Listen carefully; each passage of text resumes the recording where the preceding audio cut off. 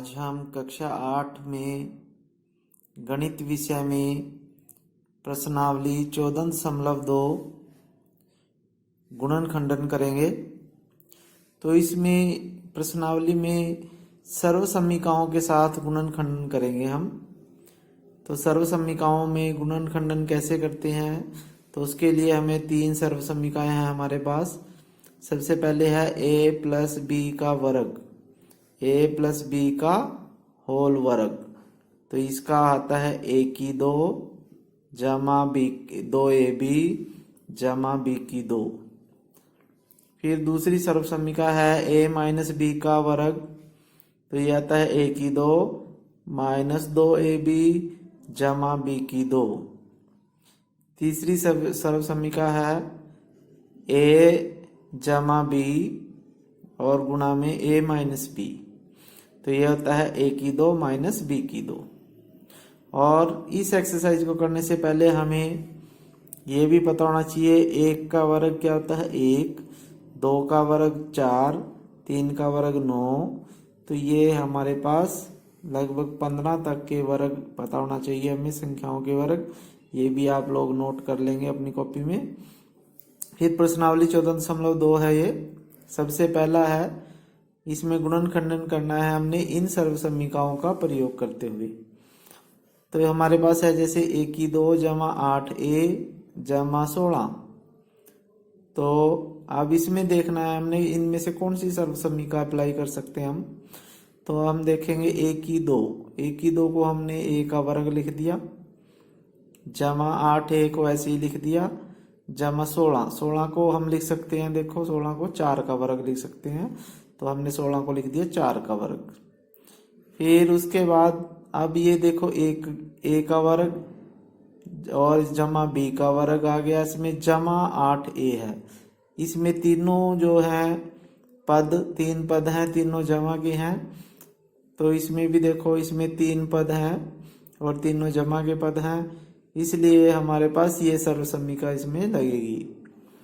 तो इसमें हमने बनाया a का वर्ग, 4 का वर्ग, और हम 8a को लिख सकते हैं 2 गुणा 4 गुणा a, यानी इसमें आ गया 2 गुणा ये 4 और गुणा a।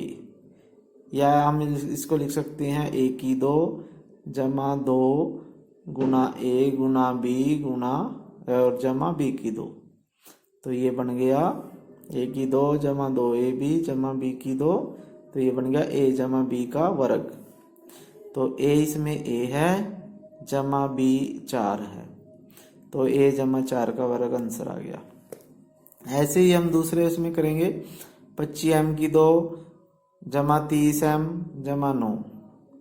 25m की 2 को हमने लिख दिया 5m का वर्ग और 2 गुणा 5m गुणा 3 लिख दिया 30m को, क्योंकि 5 3 15 गुणा 30, तो 30 को हमने ऐसे लिख दिया और ये m इनके साथ है। और 9 को लिख दिया 3 का वर्ग।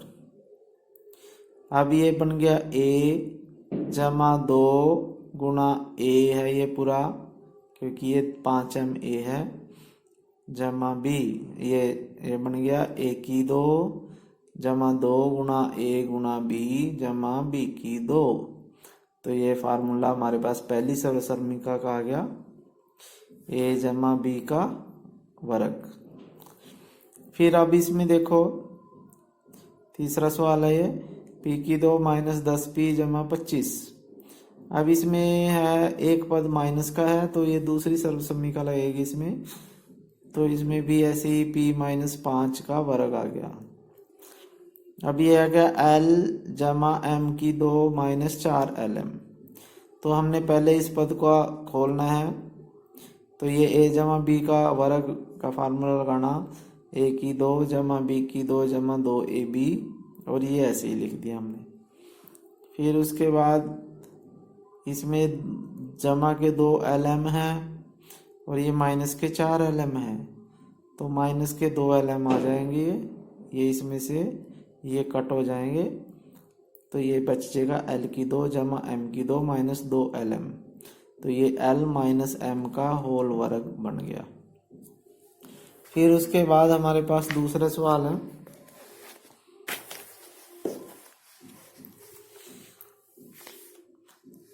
अब ये दूसरा है, गुणनखंड कीजिए। इसमें भी दूसरा सवाल है ये। तो ये बन गया 4p की 2 माइनस 9q की 2। तो 4p की 2 माइनस 9q की 2 को हम लिख सकते हैं, 4 को लिख सकते हैं 2p का वर्ग, माइनस 9 को लिख सकते हैं 3 का वर्ग, q का वर्ग, यानी 3q का वर्ग। तो ये बन गया a की 2 माइनस b की 2। अब a की 2 माइनस b की 2 होता है a जमा b गुणा में a माइनस b। तो इसमें लिख दिया 2p माइनस 3q गुणा में 2p जमा 3q। ये आंसर आ गया। ऐसे ही ये करेंगे हम आगे। ये सम ये भी ऐसे ही है। पहले l जमा m का वर्ग निकालेंगे, यानी a जमा b का वर्ग फार्मूला लगाएंगे। a की 2 जमा b की 2 जमा 2ab, और इसमें अलग फार्मूला लगाएंगे, a की 2 माइनस 2ab जमा b की 2। फिर जब ये माइनस ब्रैकेट के अंदर जाएगा तो इनके साइन चेंज हो जाएंगे। तो ये जमा का l है, माइनस का हो जाएगा, ये माइनस का है तो जमा का, ये जमा का है तो माइनस का।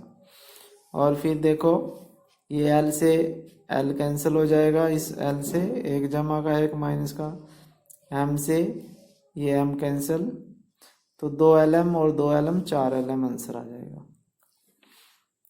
ऐसे ही हम इसमें करेंगे। तो इसमें इसका फार्मूला बनेगा, इसमें हम सब में से माइनस बाहर कॉमन लेंगे। तो ये 25 a की 2 ऐसे ही लिख दिया, यहाँ माइनस कॉमन लिया, ब्रैकेट शुरू। तो जब हम माइनस कॉमन लेते हैं तो अंदर साइन चेंज हो जाते हैं। तो ये माइनस का है तो यहाँ जमा का हो जाएगा 4b की 2, यहाँ जमा का 28bc है तो माइनस 28bc जमा यहाँ आ जाएगा 49c की 2। अब ये बन गया 4b की 2 को लिख सकते हैं 2b का वर्ग, और 28bc को लिख सकते हैं 2 गुणा 2 गुणा 7, 2 दूनी 4 सत्ते 28bc, और 49 को 7c का वर्ग। तो ये बन गया a की 2 माइनस 2ab जमा b की 2। तो ये बन जाएगा a माइनस b का वर्ग। फिर उसके बाद ये अब ये a की 2 और ये पूरा b मान लेते हैं हम। तो ये बन गया a की 2 माइनस b की 2 का फार्मूला लगेगा, ये एक a जमा b a माइनस b। तो ये फार्मूला लगा के ये आ गया आंसर। ऐसे ही हम थर्ड क्वेश्चन करेंगे। थर्ड में देखो a x की 2 जमा b x।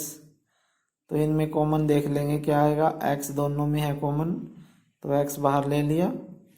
तो यहाँ से एक x कॉमन ले लिया तो एक x बच गया, तो यहाँ ax बच गया, ax, क्योंकि एक x यहाँ आ गया।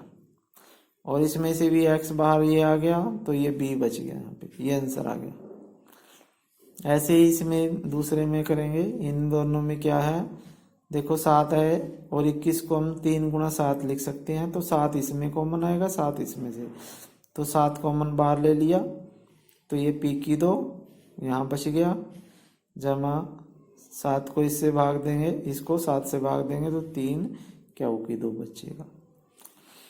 अब ऐसे ही इनमें से देखो इन दोनों में m की 2 कॉमन है तो m की 2 कॉमन लेके ये a जमा b बच गया। इन दोनों में n की 2 कॉमन है तो n की 2 कॉमन लिया तो a जमा b ये बच गया। अब दोनों में a जमा b कॉमन है, बाहर ले लिया। फिर यहाँ m की 2 बच गया जमा n की 2 बच गया। फिर उसके बाद हमारे पास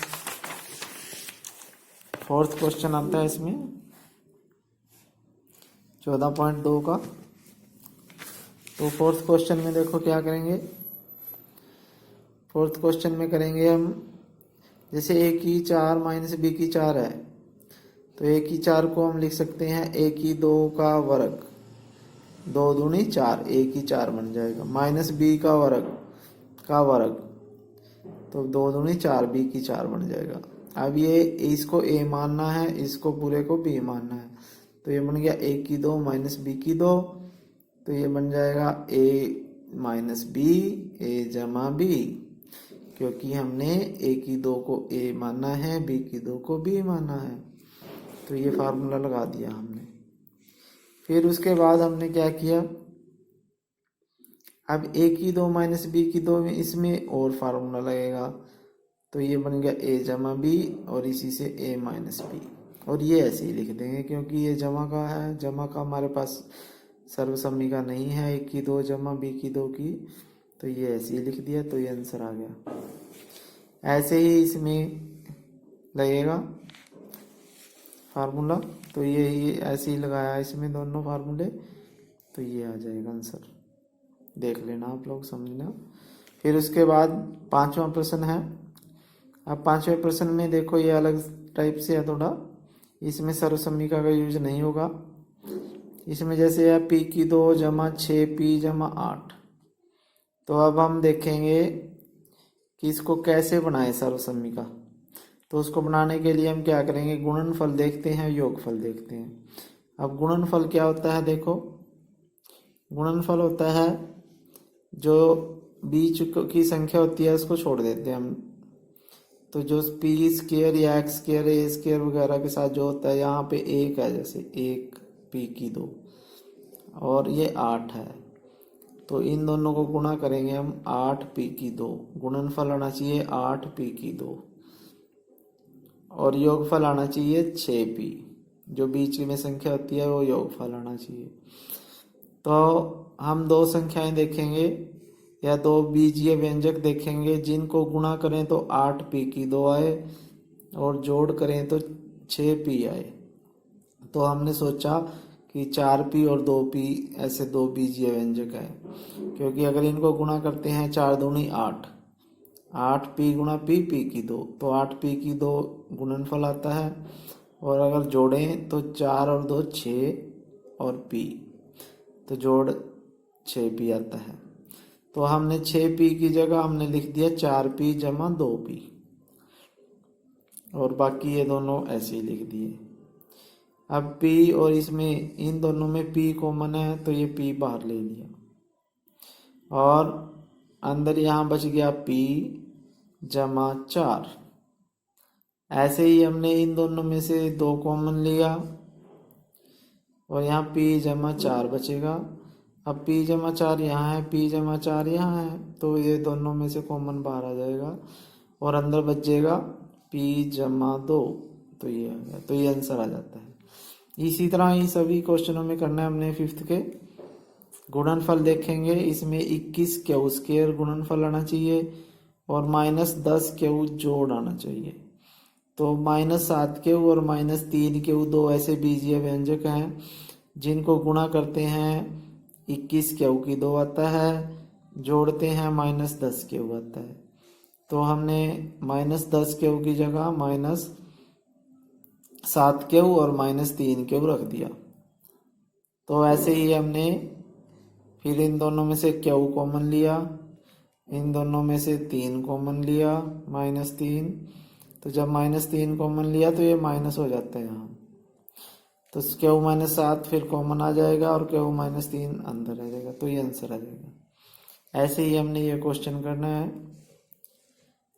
तो ये एक्सरसाइज हमने समझाई है आज। 14.2 एक्सरसाइज है। Thank you.